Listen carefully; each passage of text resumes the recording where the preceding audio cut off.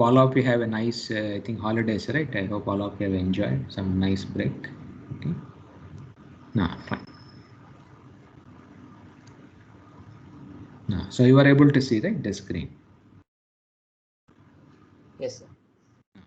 So if all of you remember, so the last classes we have started, I think last previous, before this one.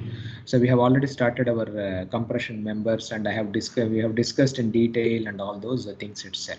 So the last week we have started this built-up columns. Okay, that is the lacings and battens also we have seen. So the main idea is, so to increase this radius of gyration, say, along one section, and such that you can make it more efficient and more economical kind of things itself.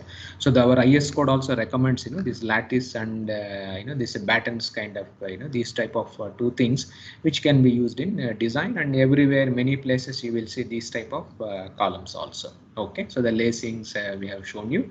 Then this is a typical the batten column where you join two channel sections or two things say. So with this type of this batten plates itself.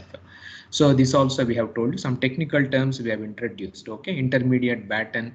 So then the end battens, and when you are having a lacing say, we also provide battens at the top and the bottom. That is what we call as a tie plate. So these are all technical words which people use in practicing when they're doing the designs. They will say like a tie plate, intermediate batten. So these type of words are widely used in these type of columns. So tie plate, lacing, channel and other things also I have shown you. So you can have options like you can connect like this, or you can connect two channels say, like this, or you can do this way also. So you can find out which is more efficient, and both the things are widely used. Then so you can take even 4 angles say, and then also you can connect.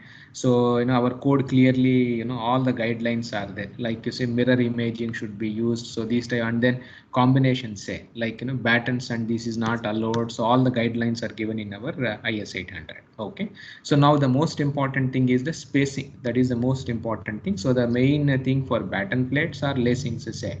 So the guideline is the moment of inertia should be same in both the direction. That is a simple the starting guideline itself. Because if you increase the moment of inertia in one direction say, although you may increase the spacing, but the problem is in other direction moment of inertia is small, so the column collapses in other direction. Okay, so that is, so obviously what we try to do is equal moment of inertia in all the directions. So this how to find out the spacing. Okay, so this also we discussed for channels, angles and other sections also. And then coming to the lattice column say, so there are four I think failure modes we have set. One is failure of the column as a whole, then local buckling of this this portion say, this may local buckling may come, or the lacing itself may fail actually, maybe due to buckling or something like that. Then you can have distortion also. Okay, so like whole thing gets distorted in one direction kind of a thing. So these are the four failures of our lattice column also. And this lattice lacing say, this lacing column, it essentially it is like a truss kind of a thing. Okay, so all of right, how do trusses, when you apply load on trusses say, how do they carry this load in truss? Truss members generally, how do they carry truss members the load?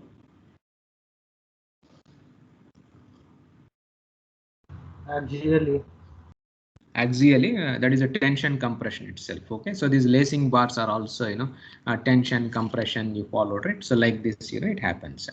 So, and the most important thing what I told you previously is whenever you discuss a built-up column say, what is the most important thing you have to consider? Your Euler Bernoulli, what is that? Euler's buckling load is valid for this built-up columns. Any of you remember previous classes we have told the most different. So what is the most important thing you have to do? Or which mode becomes more? Please tell me.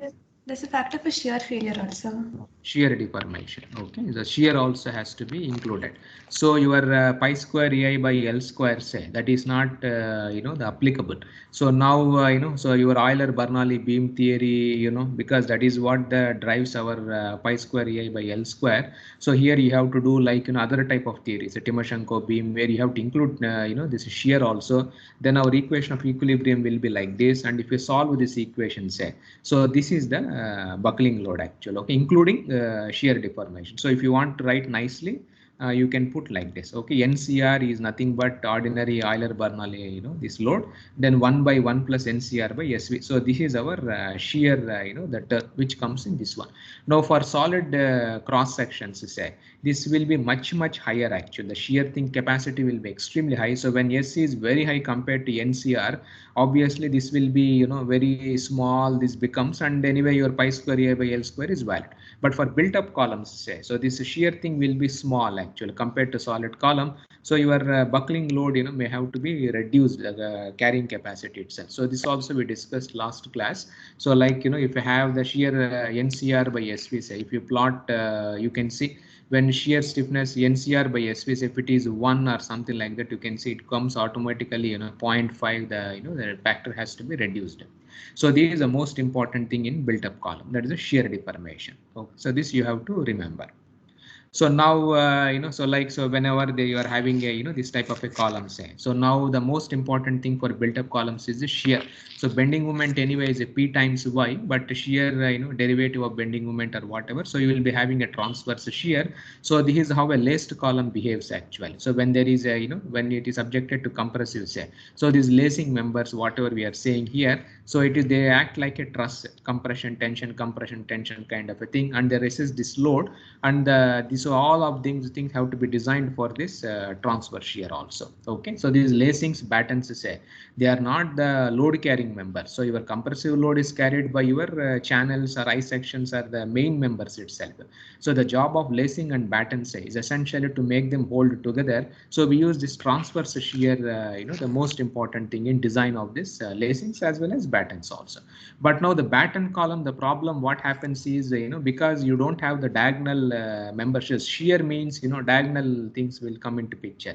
Since you don't have these diagonal members, say, so you will be having, so this is a deformation, you can see. So the deformations will be something like this for a batten column. So these are our battens basically. Okay, so they were perfectly straight. Now, this is how they are going to deform here. So you will be having, you see, this transverse shear, then longitudinal shear, then bending movements. So all of them, will come for this batten columns. Okay, so anyway, we will see that in this one.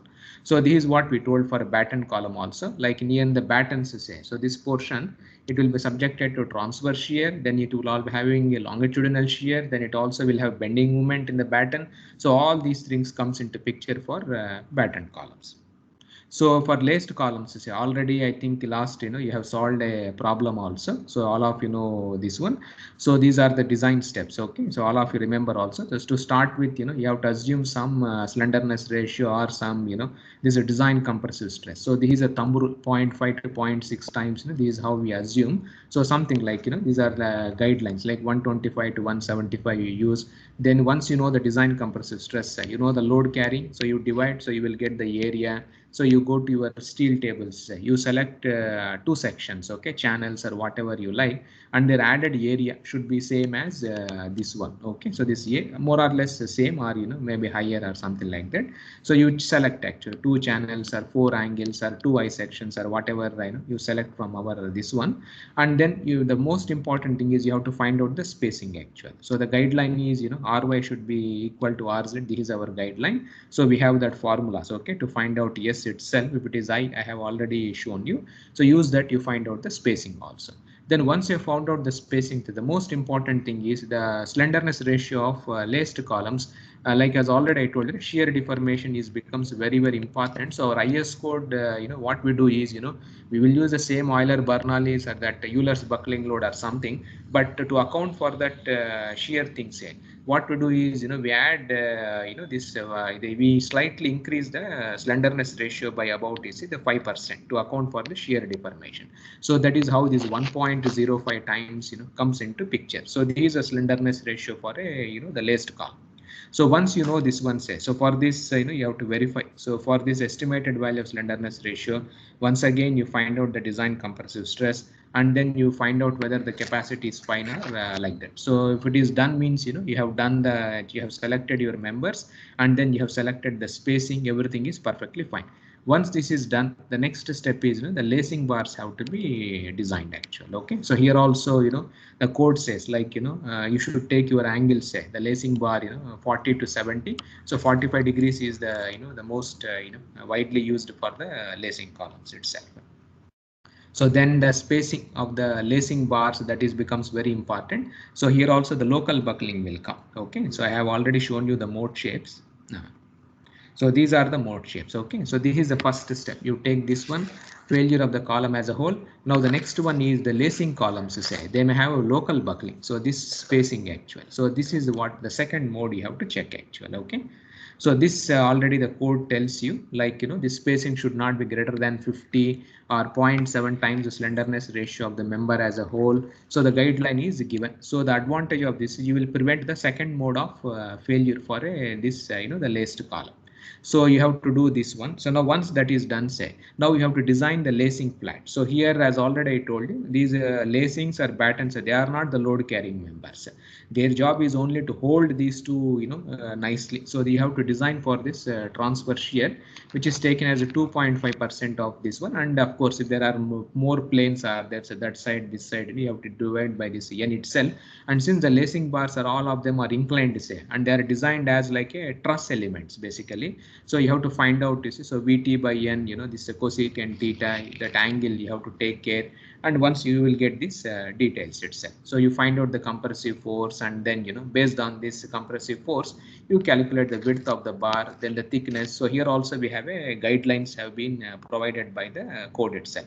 And the most important thing is the slenderness ratio of the lacing bars, say. So they should be always less than 145. So this also is a very, very important thing which you should remember, 145. So if it is more than 145, say, then the lacing bar itself may buckle itself. Okay, so this also, is given in the code itself.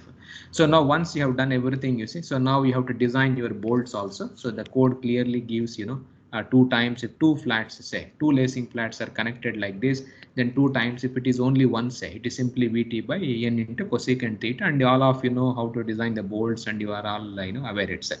And finally the last mode is the distortion of the column section. Okay, this is the most important last step, that is a distortion.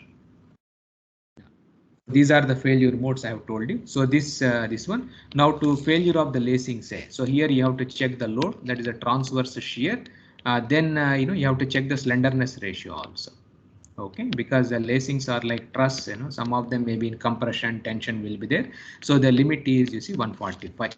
Now the last step is this distortion actual. So now how to avoid this distortion? What do we do in lacings? Now, so this distortion has to be avoided. So what do we do? Now what the code says? So the last mode set to avoid distortion, what is that you have to do?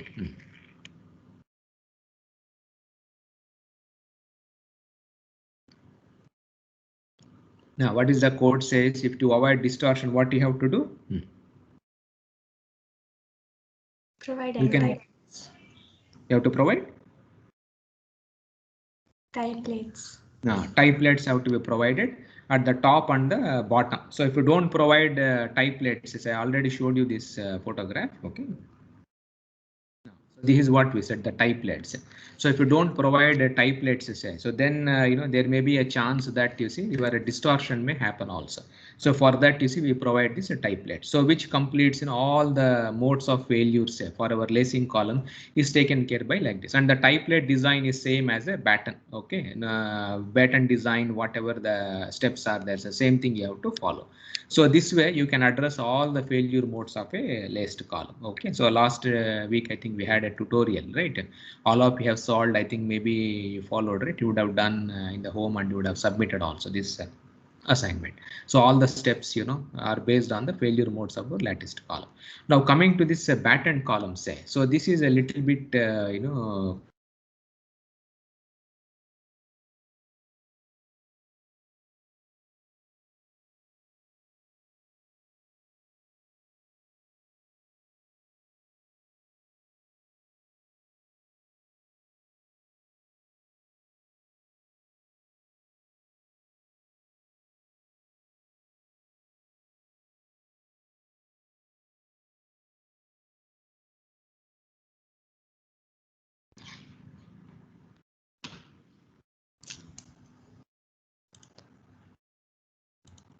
So you are able to hear?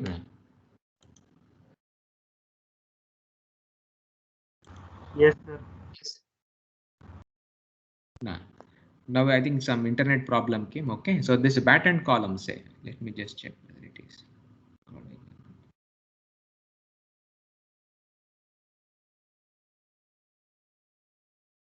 Yes, it is recording. Okay. So now for the battened columns say, okay, so the only thing lacing is very easy because it's like a truss kind of a thing. Battens means the problem is you have to do shear, bending movement, and transverse shear, longitudinal shear, because these are all like a beams kind of a thing. So you have to do some, the extra work actually. Okay, so this is how the shear stresses and whatever the shear force in our battened columns. So the design guidelines are like this. Okay, so now here for battened columns, what is the slenderness ratio? Can you see here? So slenderness ratio is how much now for the battend?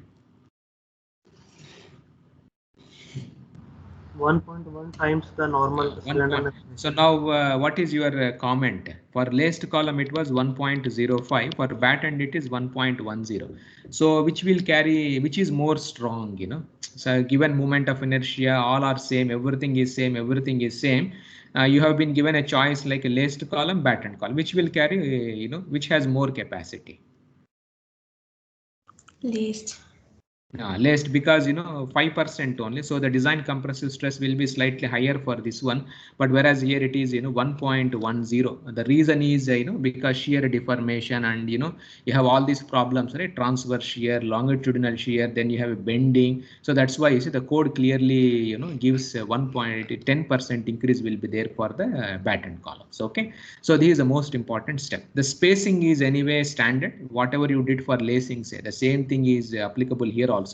Only thing is so this is the thing. So now once you have got this one, so now the spacing of the battens has to be estimated actually. Okay, so there A1 we used for lacing, so now here C1. So this also you have to check based on the the buckling. So the battens may buckle, the local buckling may happen. So here also it is like 50.7 times KL by R. So the same steps have to be followed for the spacings. And then so once this is done, you see, so now we have to design this battens. So there are two battens the code says. One is end batten, that is the battens which you are providing, you see, at the ends of this itself, and then we have the battens which are provided in between. So this the code calls as the intermediate you see the battens itself. So this you followed it one second. So this has to be the used now. So these are the things. So the end battens and then this intermediate batten as well as a depth. Now to find out the effective depth of the end batten, say, so the code clearly specifies, so this D dash say, which is S dash plus 2 times CYY, and CYY you can get from the steel table, that centroidal distances or whatever, we can use this one also. Okay, then we have for the intermediate batten, say, so the effective depth is taken as 3/4 times D dash. So these numbers have come from experiments and lot of the empirical things itself. Okay, so now this now the overall depth will be there. Then you have effective depth. So the effective depth is used for design, and this is the overall depth itself.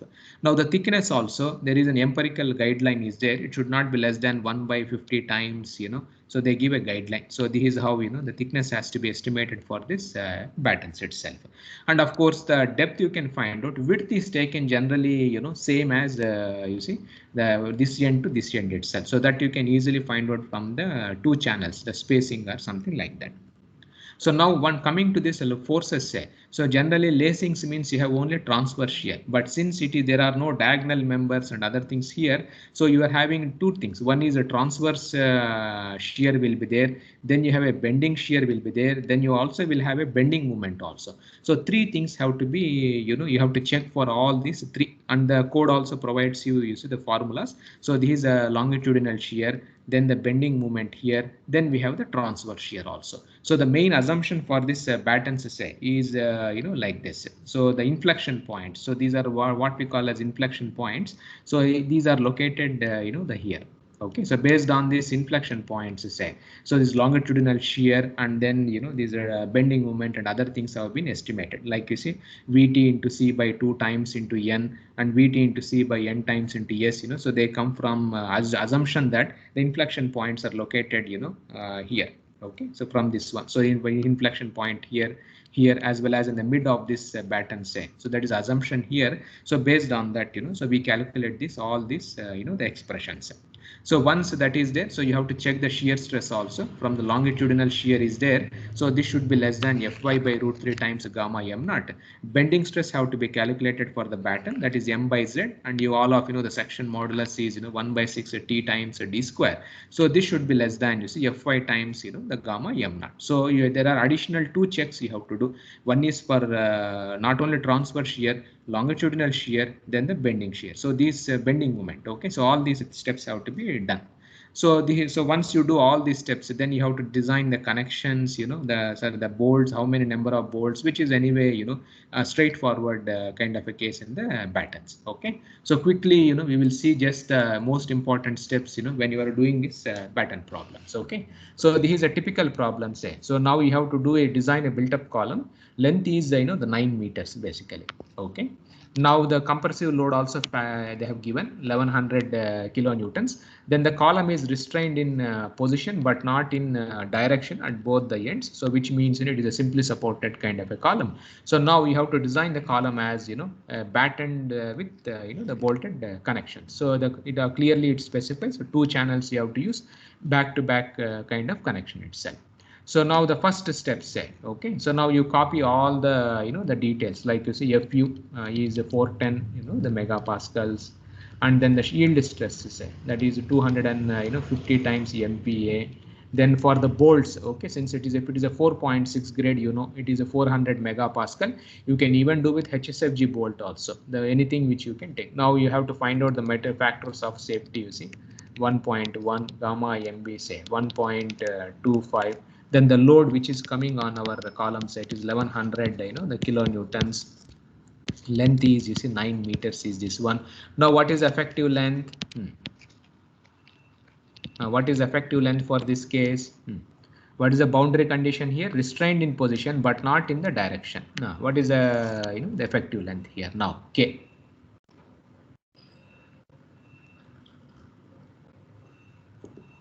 Now for simply supported, what is the K?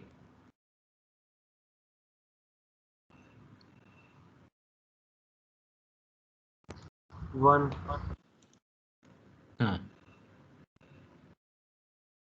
It is 1 basically. Okay, so you have so the effective length is so 1, this one. So this turns out, so this is 1 into 9, so 9 meters actual. Okay, so now you have to assume the design axial compressive stress. So the guideline is a 0.5 to 0.6 times of Fy, that is a starting point. So here we assume the the design compressive stresses, say. Okay,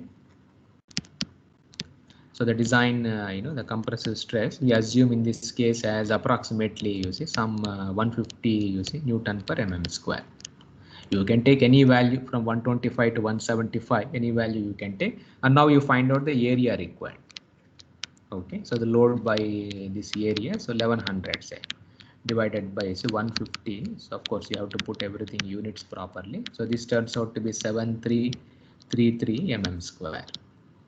Okay, so this is the area required, you will get it. So now here we want to use the channel sections itself. So now you go to your steel tables, say. So now in this problem, we will try ISMC 300. So these are the channel sections. Okay, so we take 2 channel sections itself. So the area of all these channel sections, you can copy all the details from the code from the steel tables. Okay, mm square, then RZ, say. Okay, it is 118.1 mm, then Ry, which is very small, 26.1 mm. So the moment of inertia, Cyy, which is required to calculate, the depth of the battens and others. So this also, everything is given in the steel tables. So you copy all the details itself. So now the area provided, say, so this one will be so 2 channel sections. So this becomes a 2 into 4, 5, 6, 4. So this turns out to be 9128 mm square. Okay, so the required area is 7333, but we are providing much higher actual 9128. So if you want, you can go to other channel sections also if you want to be more, economical. Okay.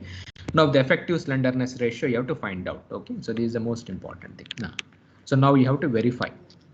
So effective slenderness ratio. Now, what is effective slenderness ratio of battened columns? Now, what is effective slenderness ratio? 1.1 times it. So 1.1 into, you see, 9 by, you see, 9 into 10 to the power of 3. That is the length of the column, and you have to use R. Okay, so R is 118 you see 0.1. Okay, so this turns out to be 83.82. So this is the effective slenderness ratio of our battened column. Okay, so some mm. So now the spacing also you can find it. Now how do you find out the spacing? So these two channels is how do you find out the spacing?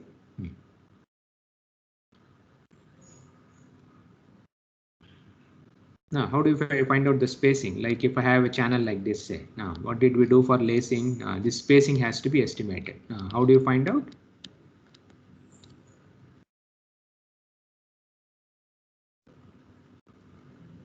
All of you remember or forgotten? This is spacing. How to find out spacing? IYY is equal to IX. IYY is equal to, both the directions should be same, or RY should be same as RZ itself. Okay, so now RY is 26.1. So now you take the spacing such that, your RY and RZ becomes the same. So that's why you see we have used 118.1 becomes this radius of gyration in the both the directions itself. So this is the next step. Okay, so now for this slenderness ratio, say for 83.82. And then this 250 megapascals. Okay, so you go to our buckling curve C.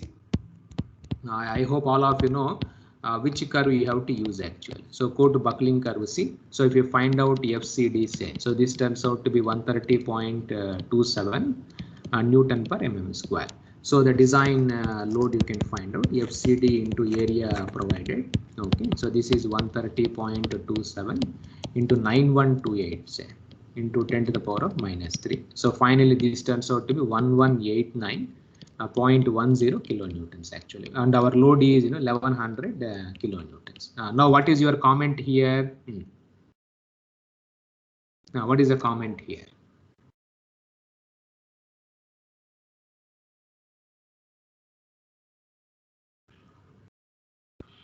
Now what is that you have observed here, the most important thing?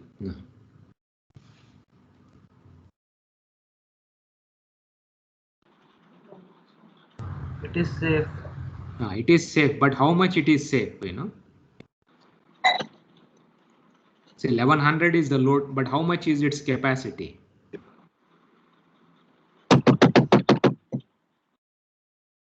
Now it's how much is safe. You see, it is too high or too low, or what is the thing?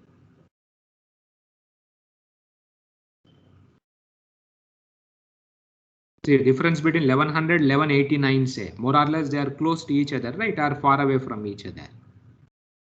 Close to each other. Close to each other. But the problem here is, if you see the area, say, what was the area required? Area required was 7,333. But how much area you have provided? 9,000. So now here there is a huge difference, right? But although there is a huge difference here, but when it comes to capacity, you see there is a minor difference. What is the reason?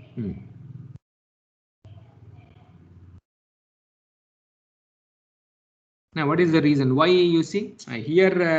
We thought, right, 7,333. Say maybe you could have selected a channel section which has area somewhere around 8,000, or maybe 7,500 or 8,000, somewhere around that one. But here we have selected 9,128 actually compared to this one. So, but after you do this also, finally the capacity is it's not that high also. 1189 you follow just more or less close also. What was the reason for this?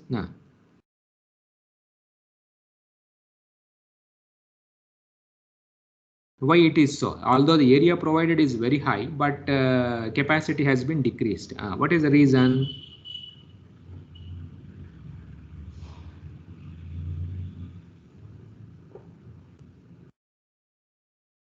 Now, what is the reason? See, what is the slenderness ratio of the column now?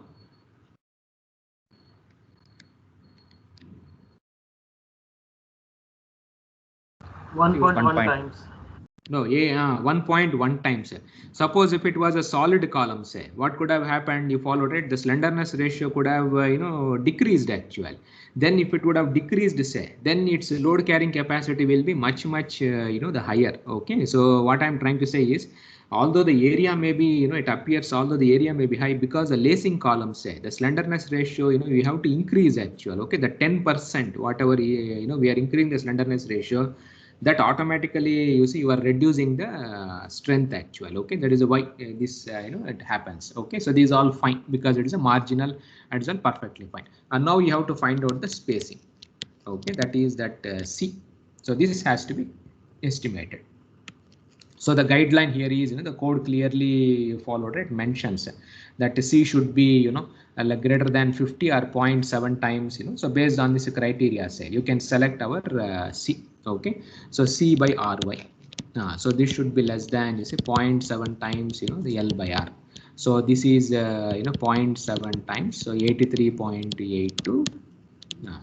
Into, so this 83.82 or your C say is 0.7 into 83.82 multiplied by R. So that is 26.1. So this is a Ry. Okay, so this is our spacing 1531.39. Now another criteria is also C by Ry, say it should be less than 50. So that means C is 50 times Ry kind of a thing. So this also you have to calculate. So this turns out to be 1305 the mm. Now which one you should use? Approximately some 1300 mm. Now, so which one we will use, the first one or the second one?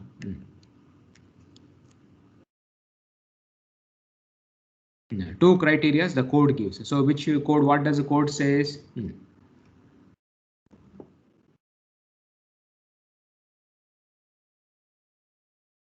So which one you will use? C by Ry should not be greater than 50 or 0.75 times. So which one you have to use? 1531 or 1300? 1300. 1300, because otherwise this will get violated. Okay, so you take 1300. So if you substitute this C, say 1300 by Ry. Okay, that is 26.1. So the first criteria anyway it gets satisfied, but if you take 1531, so the second criteria may not get satisfied or something like. So this you have to use. So now our spacing is approximately some 1300 mm or something, you can calculate. So now once this spacing is done, so now you have to find out the size of the end battens. So two battens, in the end batten, intermediate batten. So end battens, if we can design, then intermediate batten anyway is a 3 by 4 times this itself. Okay, so now you have to assume some bolts and others. So if you assume 20 mm diameter bolts, say, okay, and if you assume standard holes or whatever, so the hole will be 20 plus 2, so 22 mm is the size of the hole. So on the minimum edge distance also you can find out all those details, all of you are aware. Okay, so 1.5 times, we have all the things are there. So 1.5 into 22, so this turns out to be some 33 mm. So you can round it off and take as some 35 mm say. So now effective depth you can find out. So all the formulas are there in the code. Okay, so these formulas you can see. Overall effective depth is this one, overall depth is this one. So you can easily find out from this formulas. Okay, so this effective depth will be, 200 plus 2 into what is CYY. See, already this is comes in the steel tables itself. So CYY will be already given to you. Okay, so 23.6. So this turns out to be 247.2 mm. Okay, so this is the effective depth of the this itself, and then the overall depth, say this also you can calculate now. So instead of CYY you have to use that edge distance. So this turns out to be 247.2 plus 2 into 35. Okay, that edge distance. So this turns out to be 317.2 mm. So generally we round it off to the next. So 320 mm. So this is the depth of overall depth of your batten plate. Okay, so now this is done. So now you see, so we take now what will be the width of this plate now? So this one So the width of this plate say, so this you have found out the depth. Okay, so this is already known. Now you have to find out width of the plate. So width of the plate, anyway you followed it, it is decided by our spacing and from this side to this side itself. So if you calculate spacing and other things here, so I think in these problems the spacing turns out to be I think 187 or something, right? 187. The spacing of channels, you know, is 183.5 mm. So you can calculate from all the details here. So the spacing turns out to be some approximately, you see, 380. So this is the size of the battens. So 380, then 320, and let us say we assume the thickness has to be estimated actual. Okay, so we assume that. So these are the details, width and then depth of the battens. Okay, so the depth of the end battens. So now we have to find out the thickness also.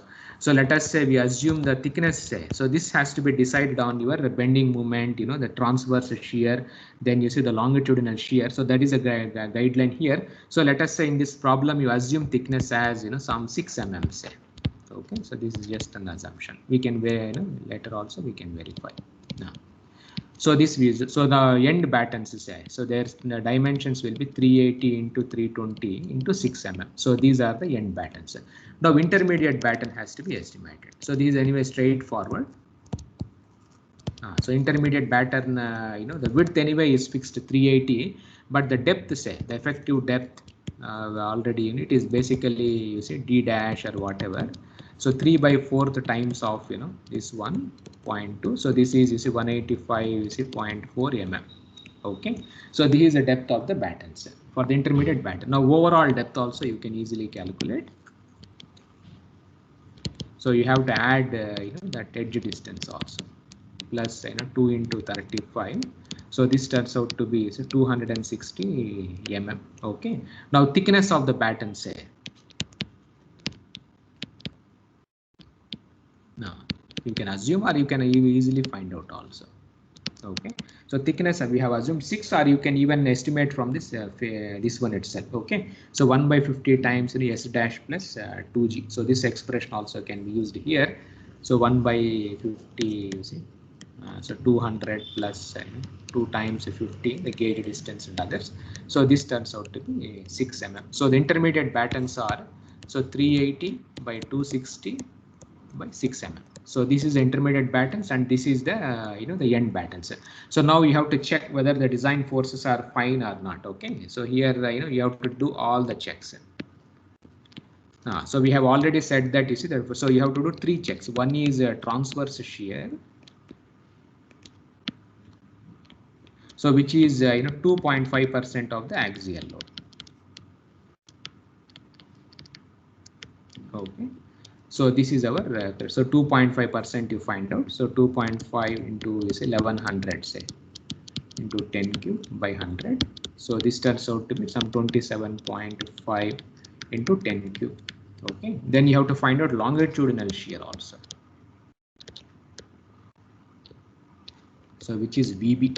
So that formulas already we have. So 27.5 into 10 cube into 1300, that is a spacing. VT into C by, you see, 2 into that distance will be there. 200 plus 2 times, you see, that 50. Okay, so this turns out to be, you know, 59583 times you know, this N. Then you have to find out the bending moment also. So this will be, so the all the expressions are given in the code. Into 1300 by, you see, 2n, I think 2 times 2 planes are there, so this side and other side. So this turns out to be 8937500, you see, Newton mm actual. Okay, so now you know, so now you have to check whether your battens, you know, they carry this thing or not. So now the shear stress is say, so which is, you know, 5958, that's the longitudinal shear divided by the area. So 320 times 6. So this is for the end battens. Okay, so 320 times 6. Suppose if it is intermediate batten say, so then you have to use, you know, 260 by 6 itself. Okay, so this you will find out. So this turns out to be, you know, 31.03 Newton per mm square. What is the maximum shear stress? What is the criteria for maximum shear stress carried by the batten? Now, what is the limit for shear stress? You can see here. Now, Fy by root 3 times, the gamma m naught. And for bending stress, the limit is Fy by gamma m naught. So it should be less than that criteria. So if you try to find out that 250 by root 3 into 1.1, so this turns out to be 131.2 Newton per mm square. So which means it is a safe actual. Okay, so that is perfectly fine. Now you find out the bending stress also. Okay, so this is anyway 6m by t times d square. So this also you can calculate 87.27, and the limit is 250 by 1.1. Okay, so this is also 227 Newton per mm square actual. So which means your batten is perfectly safe. Now this we have done for the end battens. Now we have to do for the intermediate battens also. Now, so what is the difference between these two? Now what is that this and intermediate batten means? What will change here?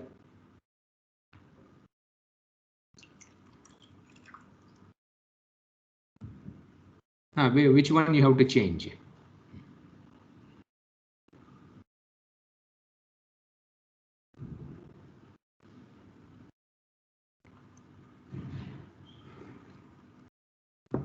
Now, which step you have to change? Which the expressions are all same only, but what will change? What is that major difference? Now, shear force, bending moment, they are all going to remain same. Now, what is that will be changed for intermediate battens?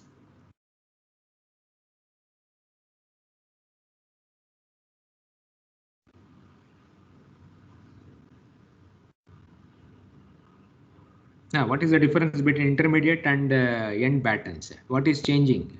So this is for the end battens. This is for the intermediate batten. What is the difference?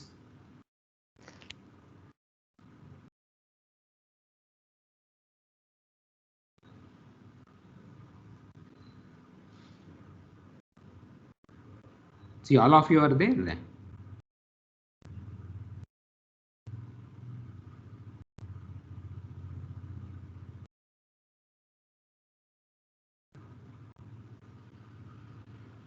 See, what is the difference between end and intermediate battens? You can see here, what is the width here, depth here? No. Depth of end batten is how much? Can you read this?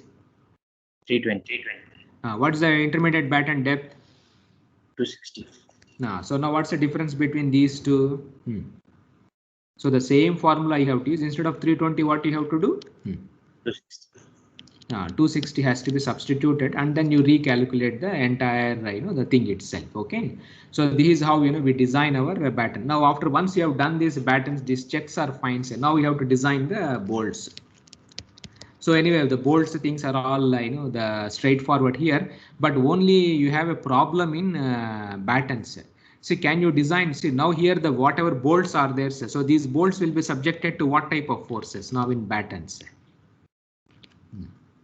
Lacings, what type of force the bolts were subjected to? See, lacings was something like this. So we had here you followed it like this, lacings and batten. Now in lacing columns, the bolts are subjected to what type of force?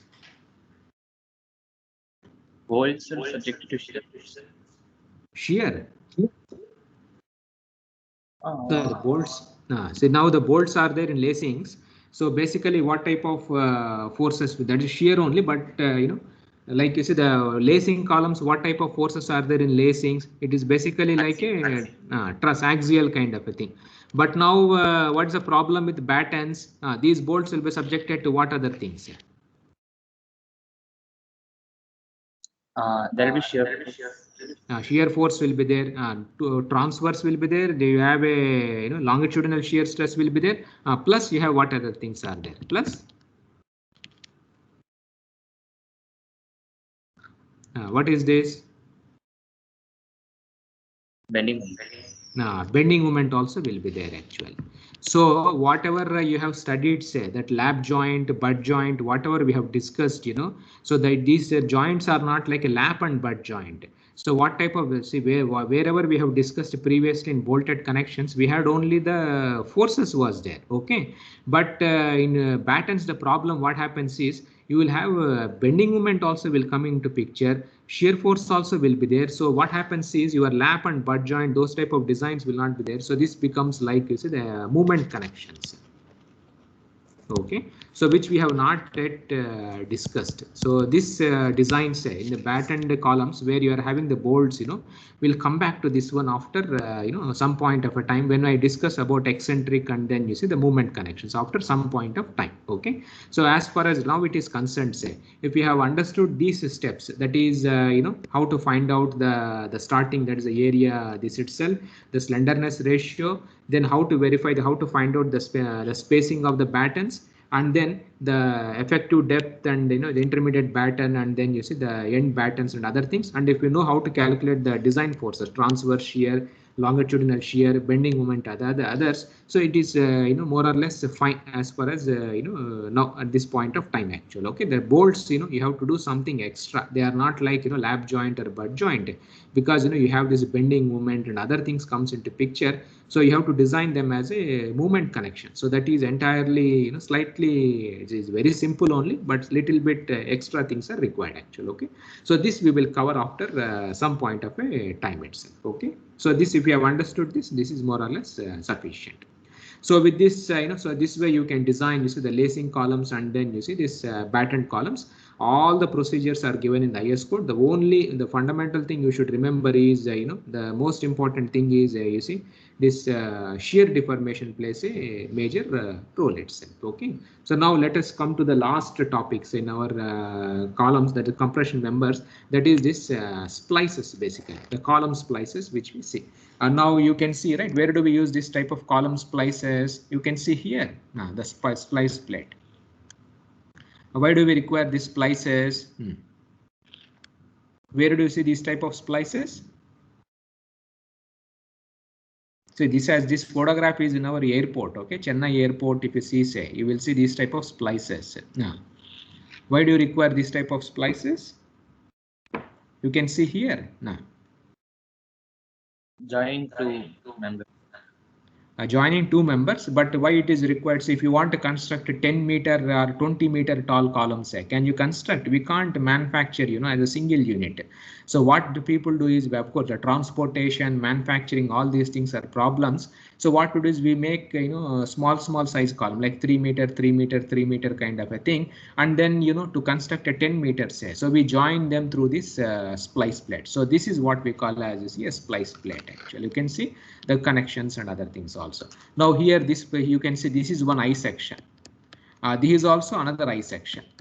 Of course, there are same this itself. Now you have to join both of them, using a connection actually. So this is what. So you have to make a 10 meter column by joining like this. So this is what we call as the column splice.